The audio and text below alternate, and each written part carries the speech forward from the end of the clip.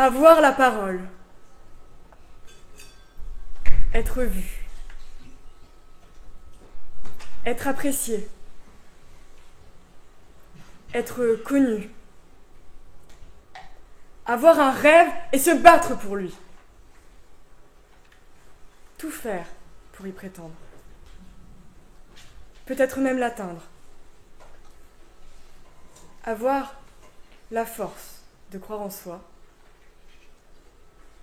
Ne pas craindre de faire des choix, mais aussi de se choisir soi. Croire ce en quoi notre cœur bat à une vitesse hallucinante, à la fois nous terrorisant, mais nous faisant sentir si vivants. Madame le Président, Madame, Messieurs du tribunal, là est la véritable essence de ce soir, ce pourquoi nous faisons ici procès pour le rêve de Madame Tuvu. Elle n'est pas folle, mais un rêve fou, ne veut pas être soldat, mais star de cinéma. Angela Tuvu en voit de toutes les couleurs dans sa vie. Elle n'a pas la main verte et enchaîne navet sur navet, si bien qu'elle commence à rire jaune. Même si elle fait travailler sa matière grise, rien ne marche. Pas blanche comme neige, elle sort et se fait connaître pour ses fresques. Angela est également fleur bleue. Elle essaye de rencontrer l'amour, mais dans cet univers d'apparence, tout le monde porte des masques. Quand elle rencontre Fabrizio Guardini, elle finit par voir la vie en rose. Elle est heureuse.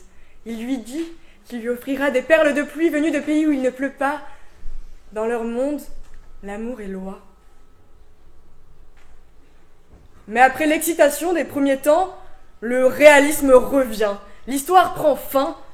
Elle comprend que ce n'est pas lui. C'en est fini entre elle et Guardini le paparazzi. L'homme est conduit en reste assombri. Il compte se venger, et de la manière la plus vile qui soit.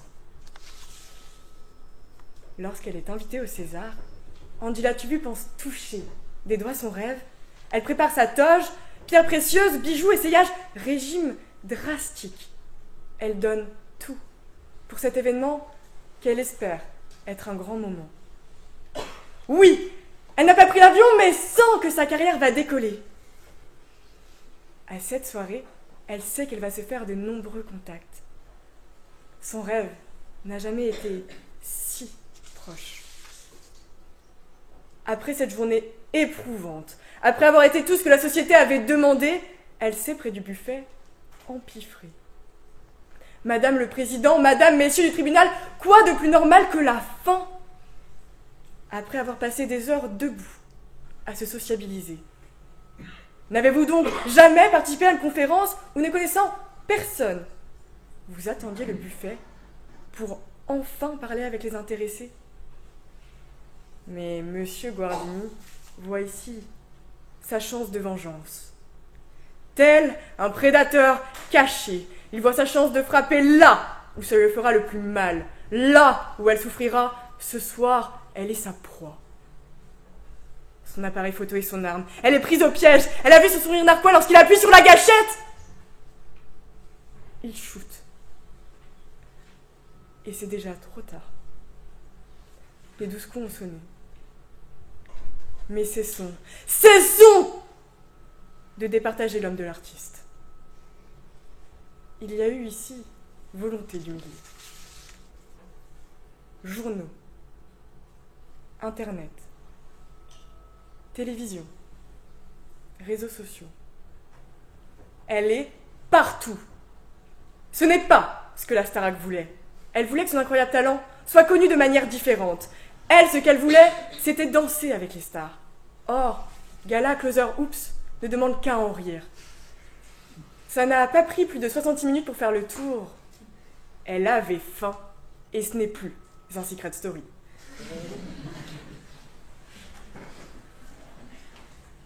Le scandale a éclaté. Les rumeurs circulent.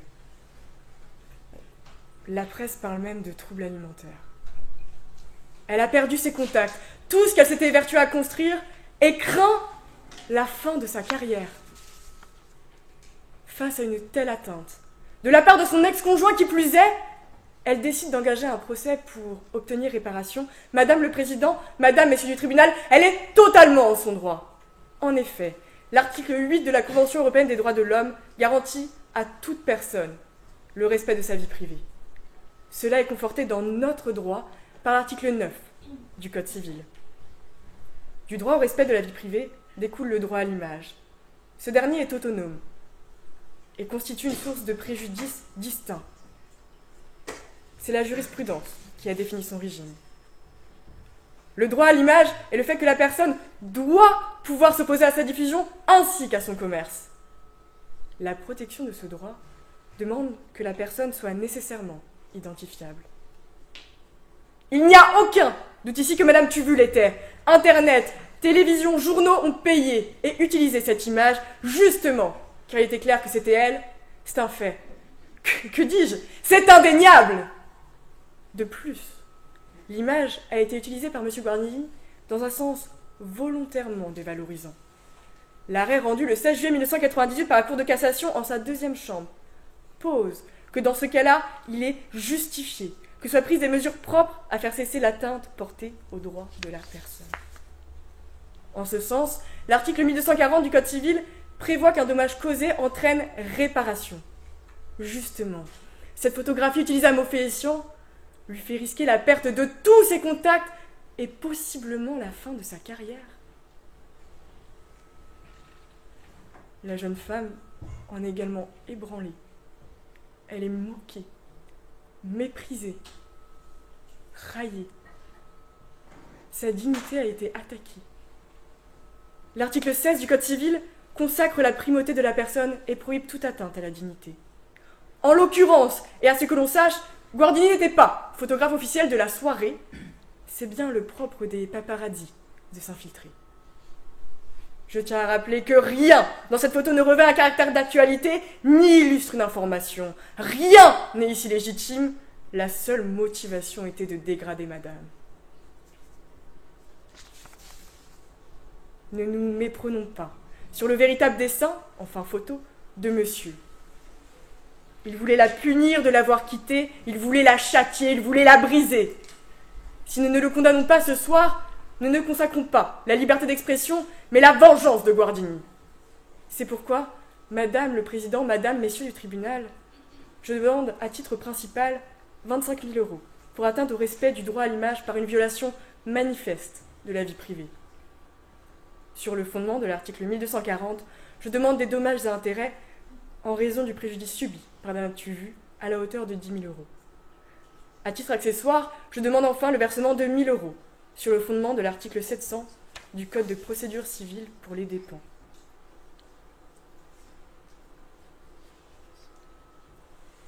Avoir la parole, être vu, être apprécié, avoir un rêve et se battre pour lui. Faisons en sorte qu'après ce soir, Angela puisse enfin retrouver sa dignité, puisse encore croire à la possibilité de faire ce pourquoi son cœur bat, parce qu'après tout, c'est ce qui l'a fait sentir si vivante.